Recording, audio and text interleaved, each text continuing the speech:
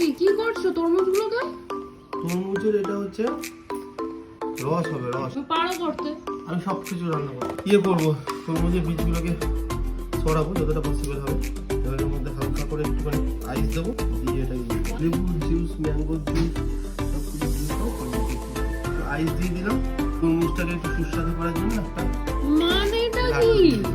কি যে বানাচ্ছে আয়রন, কি যে ব্যাঙের মাথা হবে, দেখা যাক কি করে, কি করে। তরমুজের কুলফি মালাই, লাক্সারিয়াস স্টাইলের তরমুজ। এর মধ্যে লাড্ডু আছে, দুধ আছে। এটা যে খাবে সে বলবে হচ্ছে একদম গরমের প্রাণ ভরা জিনিস খেলাম।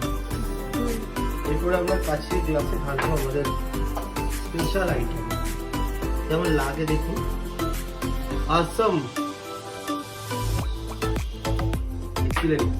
দেখা হচ্ছে আবার নেক্সট ভিডিওতে। টাটা।